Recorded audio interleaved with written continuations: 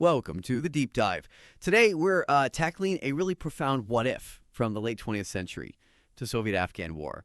But we're not just revisiting the conflict you probably know. We're asking something different. What if the USSR had actually won? Before we plunge into this alternate history, just a quick note. We get great insights and information like the stuff we're discussing today from Mind Expansion Daily. So if you find these deep dives compelling, and we hope you do, please take a moment to like and subscribe to Mind Expansion Daily. It really helps support our exploration of all these diverse and frankly fascinating topics. Now back to our mission today. Even now, in 2025, with modern geopolitical conflicts constantly in the headlines, the echoes of past quagmires, they still resonate, don't they? This deep dive, we think, will offer a pretty powerful lens on, well, the fragility of power and the immense sort of cascading ripples of historical contingency. Yeah, and what's truly fascinating here, I think, is that this isn't just pure speculation, not just us riffing.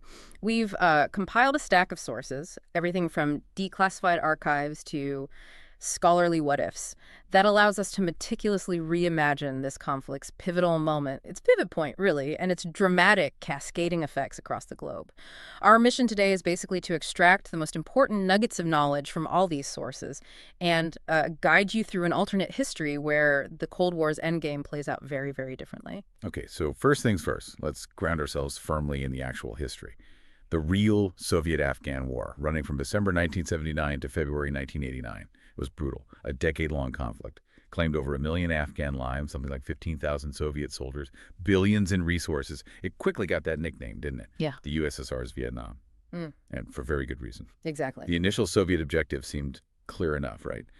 To prop up the faltering communist regime of Babur Kemal against this surging Islamist insurgency that threatened to destabilize the whole region. Indeed. But Afghanistan's geography, the jagged Hindu Kush Mountains, its incredibly complex tribal patchwork, it proved, well, once again, to be a graveyard for empires. That phrase gets used a lot, but it's true here. And the Mujahideen, this fractious alliance of various groups, they quickly mastered asymmetric warfare. We're talking hit-and-run ambushes, IEDs, improvised explosive devices ingeniously made from fertilizer, and crucially, the game-changing Stinger missiles. Ah, the Stingers. These shoulder-fired surface-to-air missiles, smuggled through, CIA Pakistani channels, they downed 269 Soviet aircraft by 1989. That single factor crippled their air superiority, and maybe even more importantly, Soviet morale took a huge hit. Beyond the direct fighting, what about the logistics? What were the biggest hurdles there, and how deeply did they impact the overall Soviet strategy? Oh, they were absolutely monumental. You had Soviet convoys snaking all the way from the USSR southern rim down to Kabul, 1,000 miles. Prime targets for sabotage. Mujahideen raids were constantly severing supply lines, starving garrisons. And the cost. It inflated to an astonishing $2–3 billion annually. That consumed 8% of the USSR's entire defense budget. 8%. Wow. Yeah. And domestically, the war was a massive problem. It really fueled that glasnost-era discontent. You had reports of 100,000 deserters, black market scandals cropping up by 1987. It was seriously eroding the home front. Internationally, the isolation bit deep, too. UN Resolution 3537 condemned the invasion. What was it? 104 nations voting against Moscow. That's a strong condemnation. Huge. U.S. sanctions froze $3 billion in assets. And then you had Saudi funds pouring in, training from Pakistan's ISI, the Inter-Services Intelligence. It essentially turned the rebels into the term used is a jihadist forge. And this context is critical, right? Because it also radicalized figures like Osama bin Laden. He cut his teeth in operations there in the Panjshir Valley. So the actual history paints this picture of, seemingly insurmountable odds. It ultimately forces that Soviet withdrawal in '89, leading to the collapse of the Najibullah regime and then, tragically, the rise of the Taliban. It really begs the question then, what on earth would it have taken for them to actually win? Exactly. To win, it would have demanded something extraordinary, maybe much better intelligence, maybe far fewer stingers actually reaching the rebels, or just a decisive knockout blow somewhere. And that's where Coast comes into the picture. Coast. Right. Our sources flag Coast, this sort of dusty southeastern hub near the Pakistani border, as the war's underbelly. The potential linchpin that, if it flipped, could cascade into triumph for the Soviets. Can you unpack why Coast was so vital? Well, controlling Coast was strategically vital because it meant choking the Mujahideen's main supply routes, the ones coming from the Peshawar bazaars in Pakistan, where all those U.S. arms flowed pretty much unchecked. In reality, Coast endured this epic 11-year siege, 1980 to 1989. It was the longest siege of the entire war. There was a major Soviet DRA offensive in 1985, codenamed Thunder, huge operation, 15,000 Soviets and Afghan allies, Mi-24 gunships buzzing overhead, Spetsnaz commandos, and they did manage to breach the perimeter. I think it was July 24th. They raised the red flag after weeks of brutal house-to-house fighting. Killed about 1,500 dissenters. That didn't stick, did it? No, that victory soured really quickly. You had Mujahideen counterattacks bolstered by fresh Pakistani convoys. You had local betrayals commanders flipping sides for ISI bribes. And those Stinger ambushes just kept coming. It turned Khost into a Pyrrhic prize, really. The Soviets, facing mounting losses and difficulties, basically abandoned full control by 1988. Okay, now let's dive deep into the alternate history. Imagine Thunder wasn't just a breach, but total domination. What crucial changes, what ifs would need to happen for the Soviets to pull off that decisive victory at Khost? Right, we're looking at a kind of confluence of what ifs. What if, say, key Stinger shipments were intercepted right at the border? Maybe a KGB mole inside the ISI tipped off Moscow. They seize the missiles before they even get near the front lines. Okay, that's plausible. Or maybe, what if Gorbachev, who'd just come to power in '85, what if he greenlit genuinely scorched earth tactics, like really brutal stuff? We're talking chemical defoliants to clear those ambush zones along the routes, elite paratroopers like the 103rd Guards Airborne sealing off all the escape routes with absolute ruthless efficiency. So paint the picture then. Khost falls irrevocably, let's say August 1st, 1985. Exactly. And the casualties are reversed. Maybe 5,000 Mujahideen dead or captured, versus only 800 Soviet losses. Symbolically, our sources describe it almost like Stalingrad in reverse. The rebel morale just shatters. Warlords, big names like Jalaluddin Haqqani, they flee into exile. Their networks are broken. And that victory would create momentum, right? It wouldn't just stop at Khost. No way. It creates unstoppable momentum. Emboldened, the Soviets immediately launched, let's call it Operation Red Storm, these coordinated sweeps into the neighboring provinces, Paktia and Nangarhar. They further decimate the scattered insurgency. By 1987, maybe 70% of those vital border passes are heavily mined, garrisoned.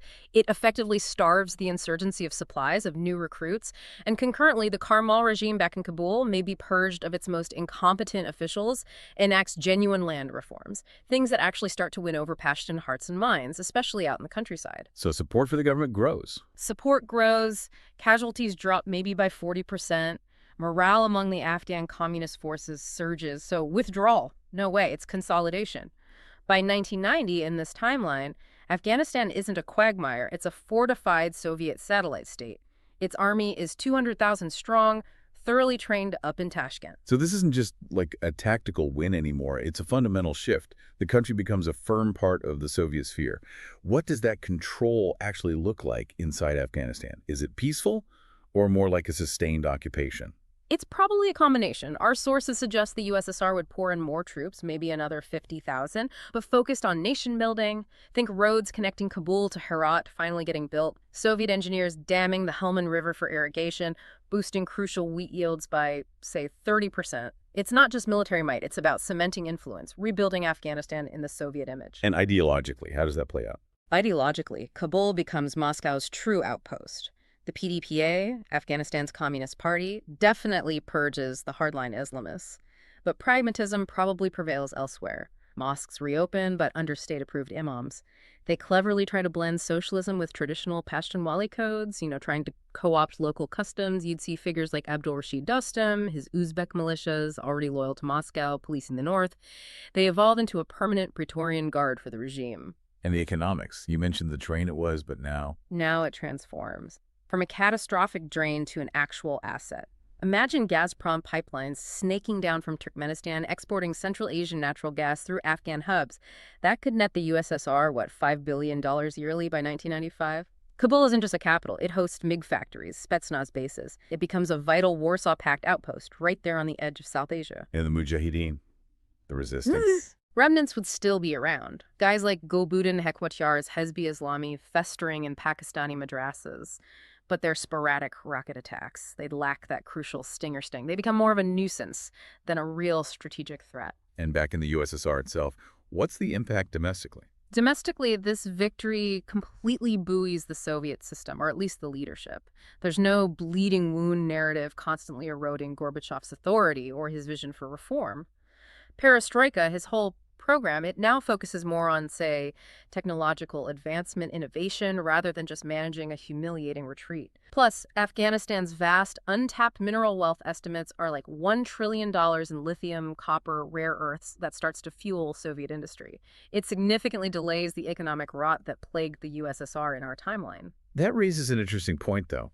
Could that success, that lack of pressure from a failing war, actually slow down necessary internal reforms? They win the war, but maybe lose the impetus to change fundamentally. That's a very perceptive question. It's a key tension in this whole alternate history. Yes, they gain resources, prestige, geopolitical clout, but the very lack of that internal pressure cooker could indeed delay systemic reforms.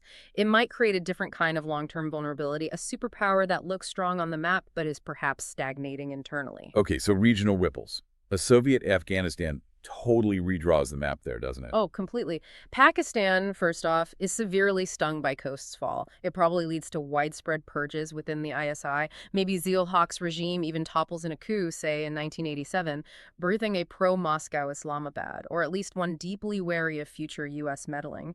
And crucially, no Afghan safe havens mean no Taliban as we knew them. Instead, you might see this powerful Red Crescent alliance forming, a Kabul-Tashkent-Dushanbe axis backed by Moscow that even starts eyeing Iran's resource-rich Khuzestan oil fields. Wow. And India. India probably hedges its bets, but deepens its long-standing ties with the USSR. Soviet arms flood the Indian peacekeeping force, the IPKF, operating in Sri Lanka. That could tip the civil war there much faster, maybe ending it by 87 or 88. China gets nervous. Alarmed by potential Uyghur stirrings in Xinjiang, fueled by a stable communist Afghanistan next door, they fortify their border. But pragmatically, they probably trade rare earth minerals for access through Afghanistan. And the Middle East. It fractures differently. Saudi Wahhabism, starved of those victorious jihadist heroes from Afghanistan, maybe shifts its funding focus primarily to African insurgencies instead. OPEC prices likely spike as growing Soviet influence chills the Gulf sheikhs. By 1995, South Asia is a genuine powder keg. You've got this Hindu Kush curtain dividing the subcontinent. On one side, Soviet-backed socialist Bangladesh might even merge with Calcutta's Naxalites, those fiercely communist rebels in India. While on the other side, a U.S.-tilted Sri Lanka maybe hosts strategic expansions of the Diego Garcia base. It's a really tense standoff. And globally. What does this emboldened Moscow mean for the Cold War? Worldwide, Moscow is incredibly emboldened. Those 1989 Velvet Revolutions that swept Eastern Europe, they just don't happen. East Germany holds firm. Poland's solidarity movement maybe crumbles, undermined by divisions possibly led by returning Afghan veteran troops loyal to the old guard. Reagan's evil empire rhetoric starts to fizzle. His SDI, the Star Wars program, struggles for funding because the immediate Soviet threat seems contained, even successful, in Afghanistan. So the U.S. focus shifts. Yeah, the U.S. pivots, maybe more aggressively into Latin America, propping up figures like Noriega and Panama even harder. But then ongoing Iran-Contra-style leaks expose the hypocrisies and damage its credibility. By the year 2000, the Cold War hasn't ended. It's dragged on into a kind of second detente, tense but stable. UN vetoes clash over Afghan reconstruction funds, but maybe sanctions lift by 1992. The U.S. trades grain for goodwill, desperate to avoid a larger confrontation they might not win. And here's a huge one. Osama bin Laden. Right. In this timeline, he probably becomes a somewhat obscure Saudi exile, maybe in Sudan, his al-Qaeda network. It remains a footnote, lacking that crucial Afghan base and the legitimacy of having defeated a superpower. Critically, no Afghan training camps exist to birth the 9/11 attacks as we know them. That alone is profound. Instead, you might see a powerful Eurasian entente emerge, maybe Russia, Afghanistan, and Iran actively working together to counter NATO's influence, especially its Pacific tilt. And communism globally, does it get a second win? It seems like it surges. Latin American leftist movements like Nicaragua's Sandinistas or Colombia's FARC, they gain access to Soviet-Afghan blueprints, successful blueprints for insurgency and state control. Maybe they even topple Fujimori in Peru. Africa's liberation movements accelerate too. Angola's MPLA, the ruling party, flush with Kabul-trained advisors and fresh Soviet support, maybe crushes UNITA, the opposition, decisively by 1992. But there's always a but, isn't there? Even a triumphant empire can face its limits. This success could easily lead to overextension. What if a conflict spills over from Tajikistan in, say, 1998, sparks wider Central Asian unrest? That would undeniably strain the bear, testing its resources and resolve. Okay, let's fast forward then. to our present, 2025. What does this world look like? In this alternate 2025, the USSR likely endures. Maybe reformed? Possibly as a union of sovereign republics after that 1991 referendum passes, with Gorbachev's successor at the helm, Yeltsin sidelined. And Afghanistan, it's probably a stable, if authoritarian, state.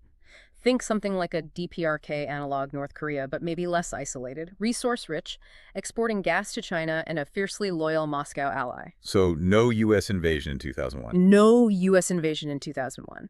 The 9/11 plotters, wherever they are based, lacking that Afghan haven, might strike elsewhere, or perhaps a foiled plot targeting Moscow actually unites old foes against a common, more diffuse terror threat. Very different dynamic. What about key figures, like Putin? Vladimir Putin. In this reality, maybe he's a decorated KGB Afghan vet, sure, but perhaps he rises through the ranks to become foreign minister, a key player in this multipolar world, but not the president leading a revanchist Russia trying to reclaim a lost empire. Russia's a major player, but different. Interesting. Any other big shifts by 2025? Well, climate pacts probably falter without clear U.S. hegemony to drive them. Arctic thaws might spark more direct Soviet-Canadian rivalries over newly accessible resources. Culturally, things change too.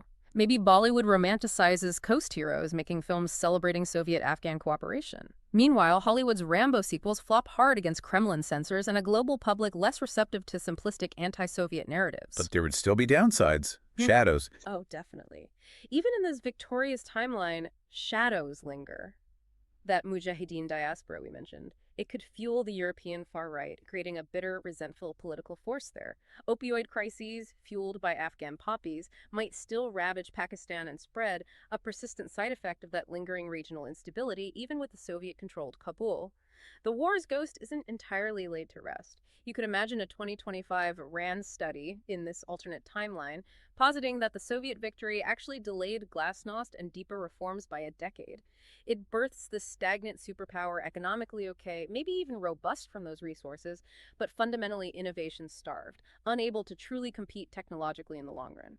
Which brings up that crucial question again, is just prolonging existence always the same as being stronger, especially if it stifles necessary evolution? So what does this all boil down to for you, our listener, as you think about history's twists and turns? If the Soviets had won in Afghanistan, the world would indeed tilt redder. A longer Cold War, empowered communist movements, a very different, perhaps more tightly controlled South Asia. Coast's alternate fall isn't just one battle won, its whole empire is preserved, certain jihads may be never born, global balances completely upended. What ripples from this alternate timeline catch your eye the most? A world without 9/11 as we knew it, or an enduring, if maybe stagnant, USSR. It really illuminates contingency, doesn't it? One siege, one shipment of missiles intercepted, and history just veers onto a totally different track. What do you think? Well, thank you for joining us in this deep dive into an unwritten path of history. If you enjoyed this exploration, found it thought-provoking, please consider buying us a coffee. The link to do that is right there in the description below. Every little bit helps us keep doing these deep dives. We also genuinely challenge you. Leave a comment. Do you agree or disagree with our summary of this fascinating what if? We'd really love to hear your thoughts and takes on it. And finally, help us increase our reach worldwide. Let us know where you're listening from in the comments. We absolutely love seeing our global community grow. Until next time, keep exploring.